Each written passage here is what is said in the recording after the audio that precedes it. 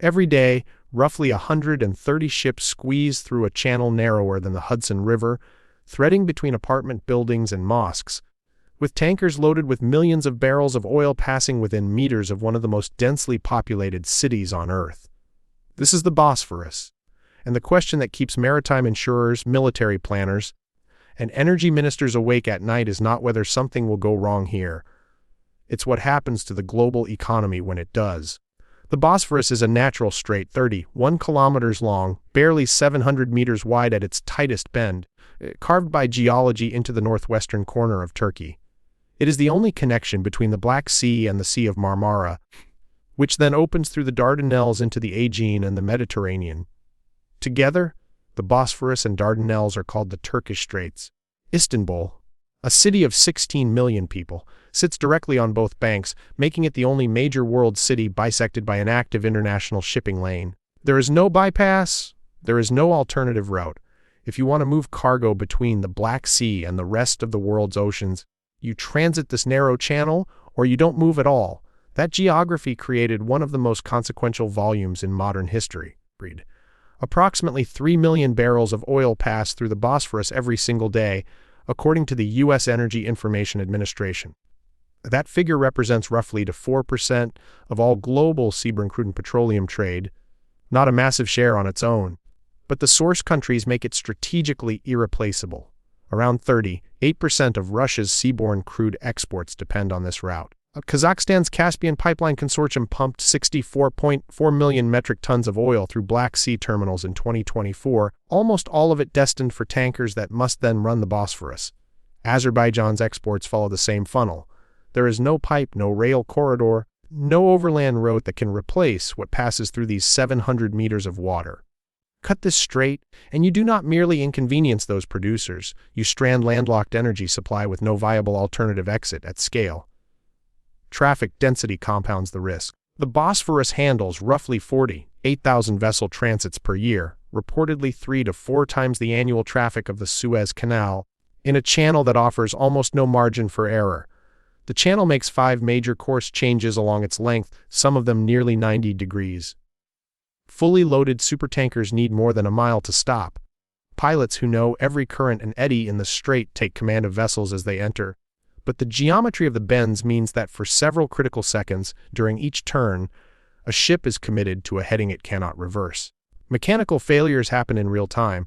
In December 2024, the tanker Cordelia Moon suffered engine failure while transiting toward Novorossiysk, shutting down traffic in both directions until tugs could intervene.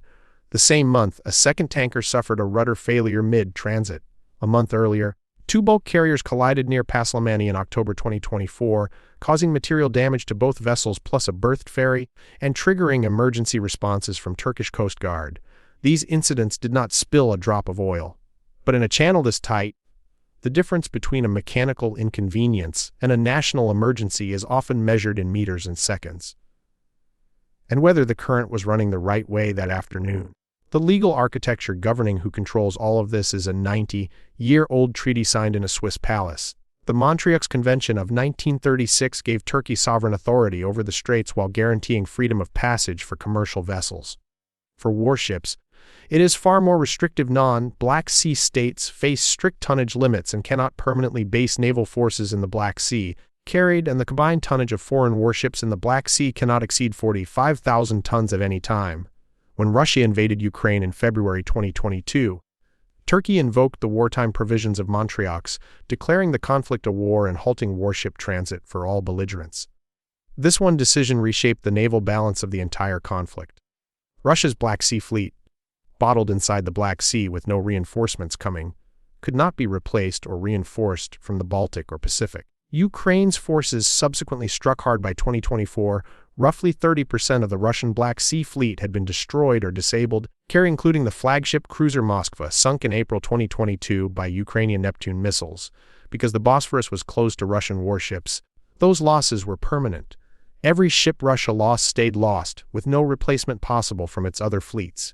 The strait had become, without firing a single shot, the most consequential naval choke point of the 21st century. The legal debate has not ended. In January 2024, Turkey refused passage to 2 British minehunters donated to Ukraine, citing Montreux, drawing sharp criticism from London and Kiev. Turkey is simultaneously a NATO member, a candidate for EU accession talks, a major trade partner with Russia, and the sole gatekeeper of this waterway. No other single country holds so many leverage points in the same hand. The failure scenario is not abstract. A serious tanker collision in the Bosphorus would not just close the Strait, it could close Istanbul. In 1979, the tanker Independenta burned for 26 days in the Strait, spilling an estimated 64,000 tons of oil. The channel remained closed for days. Modeling studies have identified multiple hairpin bends in the Strait as areas where a catastrophic spill would contaminate Istanbul's drinking water intakes and beaches within hours. With traffic having grown 11-fold since the Montreux Convention was signed, the risk has not diminished. It has compounded. Turkey has proposed an alternative canal, the Istanbul Canal, which would run parallel to the city and theoretically relieve pressure on the Bosphorus. The project's official price tag stands at $15 billion, though independent estimates vary considerably. As of early 2026, Turkey's own transport minister described the canal as not on the government's immediate agenda, pending the right financing. Critics argue it would take decades to complete and would potentially void Turkey's treaty obligations under Montreux, since the convention applies only to natural straits. A new artificial canal could be subject to tolls and access controls of Turkey's own design, transforming a guaranteed passage corridor into a revenue mechanism. So the world continues to thread 130 ships a day through a channel carved before the age of supertankers, governed by a treaty drafted before the age of nuclear weapons, managed by a country that has learned exactly how much that position is worth.